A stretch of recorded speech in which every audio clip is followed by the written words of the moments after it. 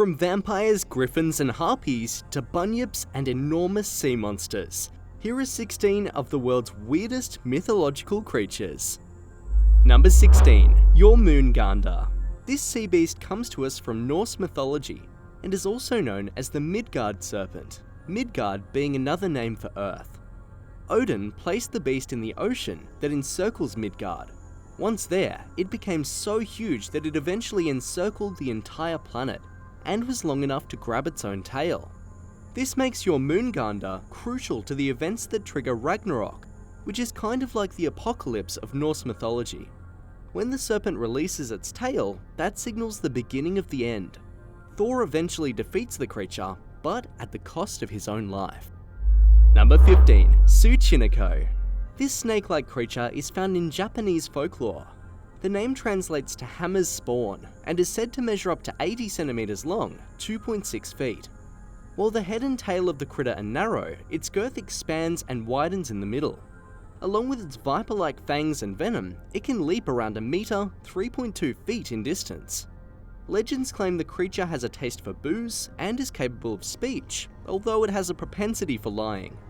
These creatures have often shown a tendency to swallow their own and then roll like a hoop. That behaviour is reminiscent of hoop snakes, which are reported in Australia and North America. TSUCHINOKO has been rolling along for a long time. Did you know it shows up in the Kojiki? That's the oldest known chronicle of Japan. Number 14. ADZE. This creature might be best described as a hybrid of human and dog. It appears in the legends of the Inuit people of North America and Greenland. The upper part of the beast's body has an appearance that is very human-like, but its lower half has dog-like legs that allows them to run swiftly. They're allegedly taller than humans, but their height doesn't seem to be an advantage. Most stories about ADZE and human encounters end badly for the hybrids.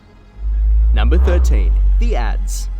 Here's a weird African culture that shows up in the legends of tribes in Ghana and Togo. It's a vampiric entity that assumes the forms of insects like fireflies. But should the ADZE be captured, it'll revert to a human-like appearance. That's not good because it means the beast is about to attack and eat you. As if that isn't bad enough, victims of the ADZE will also become witches who are possessed by the vampire's spirit. However, there is a way to defeat the monster. Their human form must be destroyed before they can start up with all that messiness. Did you know that while the monster is in its insect form, it sucks the blood from sleeping victims, which can spread disease? Some sources claim that behaviour contributes to outbreaks of malaria. Number 12. KUMIHO. You know that cats allegedly have 9 lives, but here's a creature from Korean legend that supposedly has 9 tails. The KUMIHO is described as a demonic fox that can live for 1,000 years. During its lifetime, it will assume various forms, including that of a beautiful woman. In that form, the KUMIHO is known to seduce men and consume them. Even when they have a human appearance, these beings will still retain traits that are fox-like, including the possession of 9 tails. In fact, KUMIHO literally means 9-tailed fox in Korean. Did you know that this legend actually originated in Chinese mythology hundreds of years before the Korean version? Number 11. STYMPHALIAN birds. These man-eating birds not only had beaks made of bronze, they had razor-sharp metallic feathers that could be fired at targets. They dwelled within a swamp and were eventually defeated by Hercules during his 6th labour. Because the swamp couldn't support his weight, Hercules frightened the birds into the air and then shot many of them down with poison arrows. The survivors fled and resettled on an island in the present-day Black Sea, where they later encountered the Argonauts. Number 10. Buckriders. Also known as Bokkenrijders, that name translates from Dutch as goat riders. They show up in Dutch and Belgian folklore as demons or ghosts. The name is a reference to the flying goats given to them by demons. According to legend, these mischievous creatures would cast spells upon the lands and cities that they flew over. During the 18th century, buckriders also referred to bands of robbers that raided areas of the Netherlands and Germany. Many of those thieves were later convicted and executed due to the name's occult connotations. Number 9. Griffin. Another mythological monster with an animal mashup. This creature had the body and hind legs of a lion. Along with the head and wings of an eagle, the bird's talons served as its front feet. Since the lion was traditionally considered to be the king of all beasts, and the eagle was the king of all birds, the griffin was crowned the king of all creatures. The powerful and majestic beasts were known to guard treasure and priceless possessions, so they were often linked with gold. Number 8. Crowing crested cobra. This serpent comes from Africa and is said to be around 20 feet, 6 meters. While their bodies are brown to black, its crest is bright red and projects forward. There's speculation this serpent might have arboreal abilities and might also exist in the water. They're known to be extremely vicious, and their venom is said to be powerful enough to result in instant death. As their name implies, the animals make sounds similar to a rooster crowing. They're known to feed off maggots from rotting flesh and will attack humans by dropping from the trees and striking at the face. Number 7. Harpies. These creatures were half-human, half-bird spirits that personified storm winds. Their general appearance was described as a bird with long claws that had the head of a woman. It sounds a little like the description of the siren. Some sources emphasized their ugliness, even suggesting they were a type of human vulture creatures, but in some forms of art, they were depicted as having a beautiful appearance. They functioned as agents of Zeus that would abduct evildoers, then torture them on the way to Tartarus, a deep abyss that served as a dungeon. Number 6. Strigoi.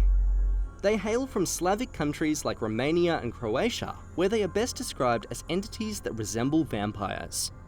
They're said to haunt villages at night, and their fearsome indigo eyes and crimson hair leaves a lasting impression. Upon rising from their graves after sundown, they'll hunt down animals for their blood, which they suck from their victims in a vampire-like fashion. The creatures are also known to transform into spirits or animals after their nightly feast. Did you know there are actually guidelines for those who wish to join the ranks of the Strigoi? Some recommendations include leading a troubled life and/or dying an unnatural death. You can find more requirements online, if you really want to. Number 5. Bunyip. This Australian monster is said to live close to billabongs, creeks, or swamps. As many as 9 regional variations of this creature are found throughout Aboriginal Australia, so getting a definitive description is difficult. But most accounts agree that the bunyip has flippers, tusks, and a horse-like tail. It's said to make a loud bellowing noise when approached, and comes out at night to feast on children, women, and animals. Sightings of this beast date back to the 19th century, and were often reported during the Depression in the 1930s. Some researchers think this one may have a real-life basis in the huge marsupial Dipratodon.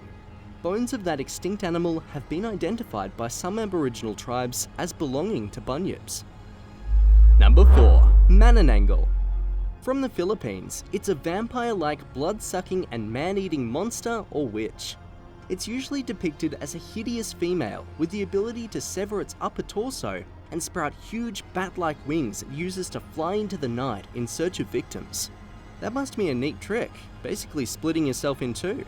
But what about the bottom half of the torso? Well, it's simply left standing and is vulnerable to having salt, crushed garlic, or ash sprinkled onto it. Those substances are fatal to the creature and prevents the upper torso from reattaching itself, in which case, the monster would die by sunrise. Number 3. CIREIN-CROIN. This one appears in Scottish Gaelic folklore and was described as a large sea monster, although that might be an understatement. According to legend, this beast was so huge that it could feast on 7 whales.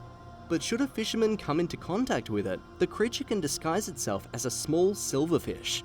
This camouflage tactic was effective in that the fisherman would take the small fish back to his boat, only to have the beast reassume its gargantuan size and devour the fisherman and his boat. Some sources have identified this creature as a huge sea serpent, but others have floated the idea that it could have been some sort of dinosaur. What do you think? Number 2. The LEYAK. In Balinese folklore, these are humans that practice black magic and worship a demon queen named Rangda. They might appear like normal people during the day, but at night they haunt graveyards and assume the forms of animals like monkeys, rats, and pigs. Except in this case, the porkers can fly. In their traditional form, the LEYAK can have large fangs and a disturbingly long tongue. Their most unnerving manifestation involves their heads separating from their body and flying through the sky in search of victims. Number 1. YOOR-moon-gahn-der. This creature appears in Australian Aboriginal mythology. It's said to resemble a small, frog-like man or woman. At about 4 feet tall, 122 centimeters, these creatures have extremely big noggins, large toothless mouths, and suckers located on their hands and feet. Instead of hunting for food, they wait for an unsuspecting traveller to rest under the fig tree in which the creatures live. It then drops out of the tree and drains the victim's blood using the suckers on its hands and feet. The beast then consumes the victim, after which it has a sip of water and takes a nap. When the creature awakens, it regurgitates the victim. That leaves the victim shorter than before, and their skin now has a reddish tint which it did not have previously. The regurgitation process is repeated several times until the victim is transformed into a YOOR-moon-gahn-der itself. Thanks so much for watching. If you enjoyed the video, don't forget to hit that big red subscribe button and click the bell for notifications for our next exciting episode right here on Epic Wildlife.